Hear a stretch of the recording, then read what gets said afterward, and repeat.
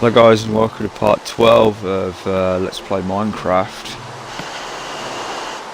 In this one I decided to do a bit of exploration of different areas of the game. One of them was the nether.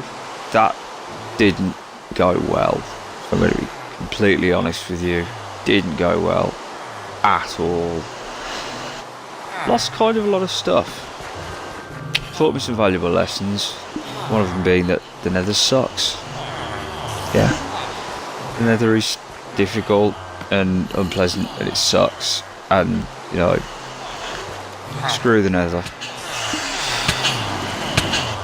But yeah, so continuing my habit here of turning up at the village across from my original house in the middle of the night, right when the mobs are around, which is great. I mean, it's good for getting experience, gotta be honest with that. That was actually me getting the achievement Archer for killing a creeper with a bow and arrow. Should really carry one of these things around more often because they are actually kind of useful. But it's just arrows. I'm too much of a hoarder. Way too much of a hoarder, even though I've got about 8 bows at this point. So I actually came here to try and do some trading with one of the villagers because I want to start trading for emeralds. Yeah, it's for another achievement, but I want to get it out of the way. But I didn't actually have any of the stuff the villagers wanted this time round, so I just ended up fighting mobs, which is fine. I'm okay with that. It's still fun. Slightly ill-designed house there, and that would be me almost getting all of the villagers killed, which was not great. Not a great idea at all, but I didn't know it was going to happen, so what are you going to do?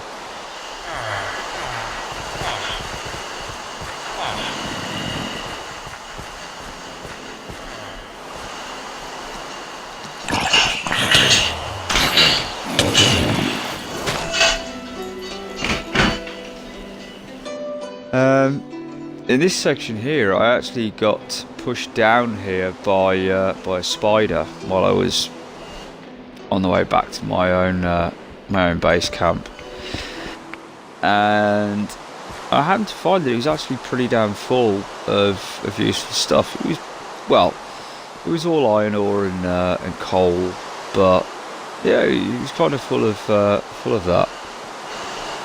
In various different places. Some of it was kind of high, so I had to build up to it.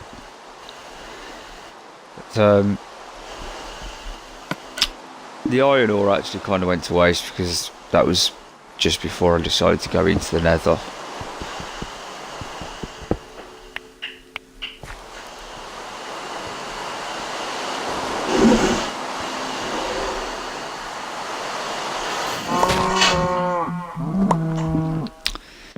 So this is probably the longest section of the video. Well, definitely the longest section of the video, because this is actually almost completely half of it. And this is actually the nether. This is actually where I'm about to go into the nether,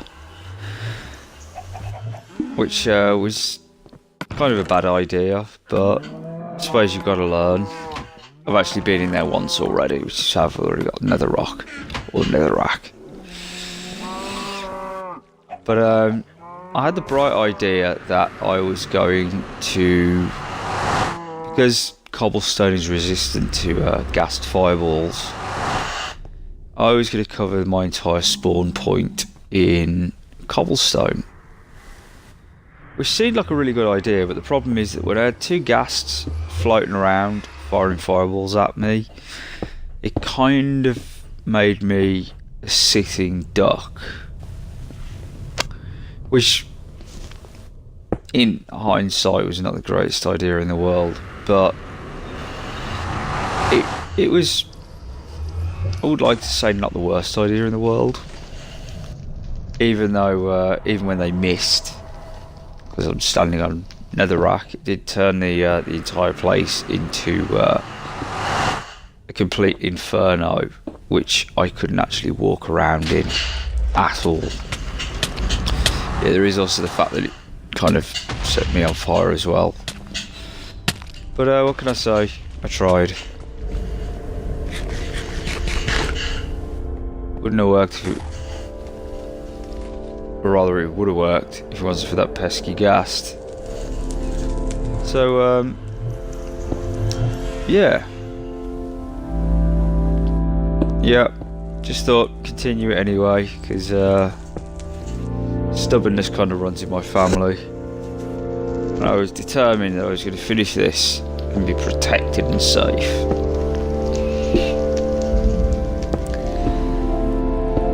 But yeah, the reason why I kept bothering to actually come back was I was going for the achievement where you have to bat a ghast fireball back at them and kill them with it. I mean, there's a lot of other stuff I've got to do in the nether. I've got to get blaze rods for one thing. I've got to get magma cream, because I've got a couple of ender pearls now as well off dead endermen, so I've got to start making up Eye of Enders so I can get into the end, kill the ender dragon. I did manage, however, while I was in the nether, to not once hit the zombie pigmen. It's kind of weird that you've got these guys in the nether who are completely fine with you being there as long as you don't actually kill any of them or even hit any of them. I mean, I don't know if enough of them gather if they turn hostile anyway, but that's something I'll have to look into or look through.